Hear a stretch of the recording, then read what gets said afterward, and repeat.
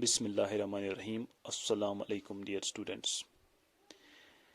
In my last lecture, we have proved that if sin x is equal to sin y, then x is equal to n pi plus minus 1 raised to power n y, where n belongs to z set of integers.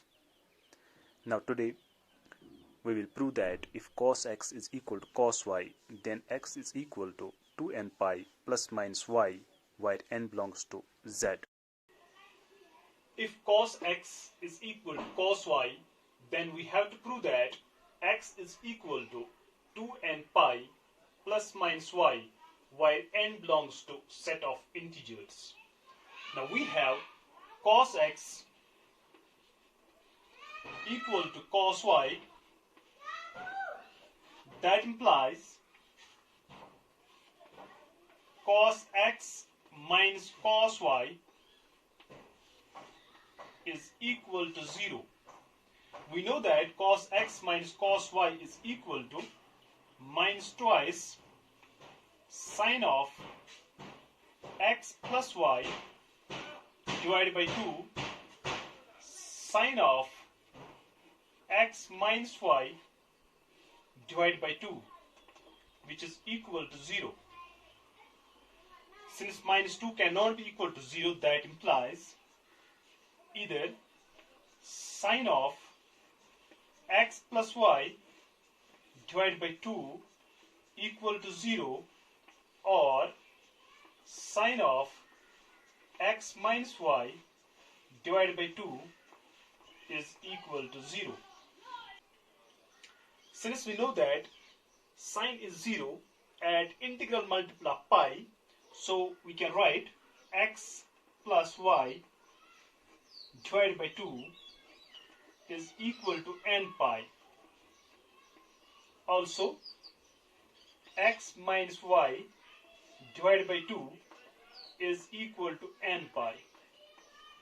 Or we can write x plus y is equal to 2n pi,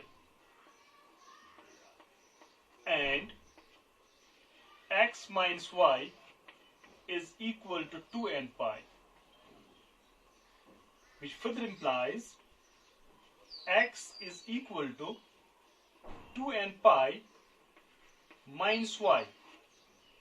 Also, x is equal to 2n pi plus y.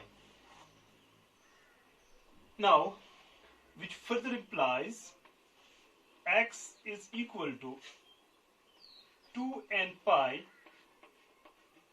minus y, and here we have x is equal to 2n pi plus y. Now combining the two, we get x is equal to, here we have 2n pi, also here it is 2n pi, so we can write 2n pi. Then here we have minus y, here it is plus y, so we can write plus minus y, where n belongs to z.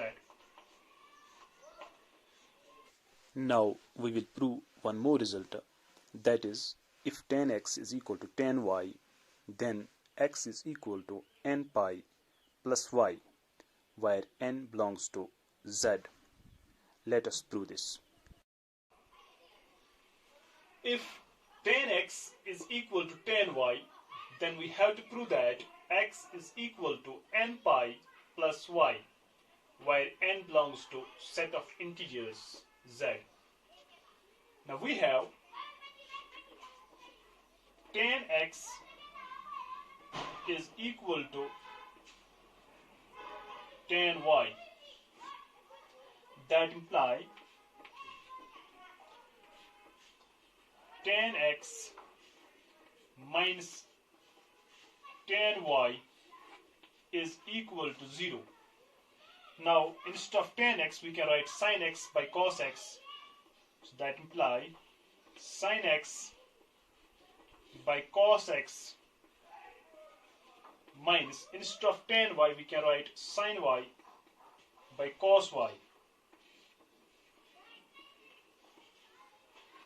equal to 0. Now on cross multiplying we get sin x cos y minus cos x sin y divided by cos x cos y is equal to 0. Now here we have sin x cos y minus cos x sin y, that is equal to sin of x minus y divided by cos x cos y equal to 0. Now denominator cannot be equal to 0, so we have sin of x minus y equal to 0. We know that sin is 0 at integral multiple of pi, so therefore x minus y is equal to n pi, or x is equal to n pi plus y, where n belongs to z. That proves the result. Now let us do some questions based on these results. And the first question is, we have trigonometric equation tan x is equal to root 3. We have to find its principal solution and general solution. For that, we can write it as tan x is equal to, now we know that tan of pi by 3 is equal to root 3. So instead of root 3, we can write tan of pi by 3. Now we know that when tan x is equal to tan y, then x is equal to n pi plus y. Now here, instead of y, we have pi by 3, so we can write x is equal to n pi plus y, that is pi by 3, while n belongs to z. This represents the general solution for this equation. Now if we put n equal to 0,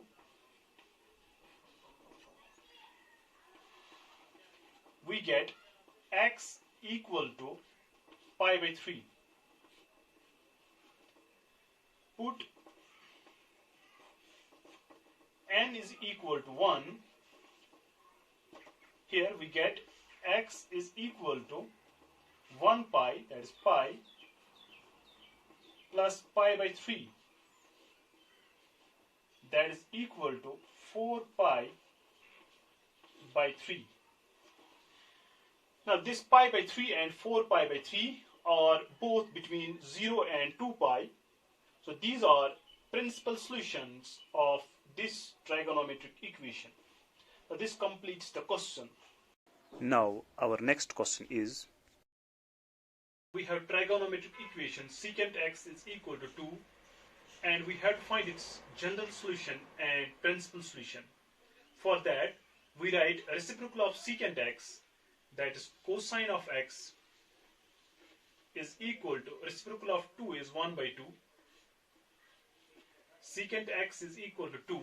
So reciprocal of secant x, that is cosine of x, is equal to 1 by 2. We know that cos of 60 degree or cos of pi by 3 radians is equal to 1 by 2.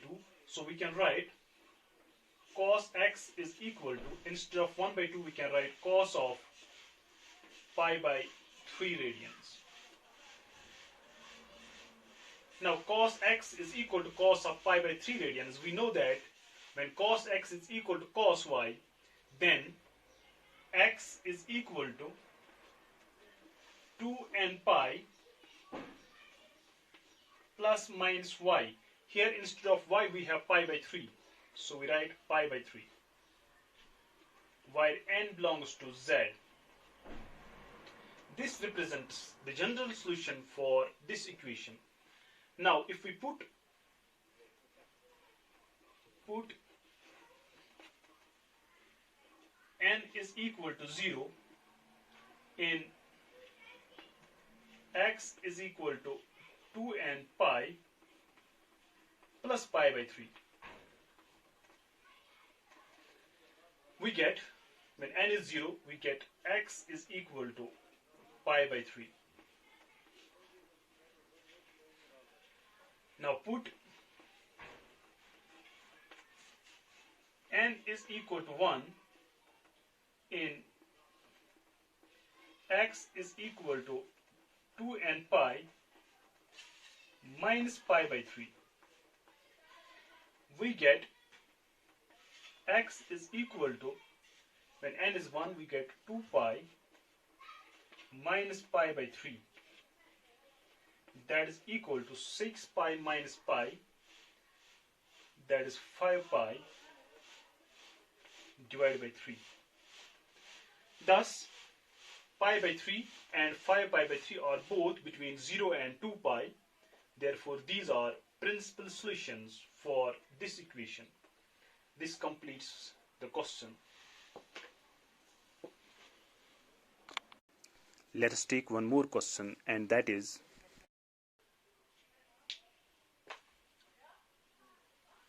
here we have trigonometric equation cosine of 4x is equal to cosine of 2x, and we have to find its general solution. For that, we treat 4x as x and 2x as y. We know that when cosine x is equal to cosine y, then x is equal to 2n pi plus minus y. So we can write 4x is equal to 2n pi plus minus y. Instead of y, we have 2x. So we have two cases. One is 4x is equal to 2n pi plus 2x, and second is 4x is equal to 2n pi minus 2x. That implies 4x minus 2x is equal to 2n pi, or here we have 4x plus 2x is equal to 2n pi. Now in this case we have 4x minus 2x is 2x is equal to 2n pi, or x is equal to n pi, and in this case we have 4x plus 2x is 6x is equal to 2n pi. So x is equal to 2n pi divided by 6, or x is equal to, it is n pi divided by 3. Therefore, x is either n pi or n pi divided by 3, while n belongs to z. So this represents general solution for this equation. That completes the question. now in my next lecture we will do some more questions based on these results. Till then, take care of yourself. Thank you.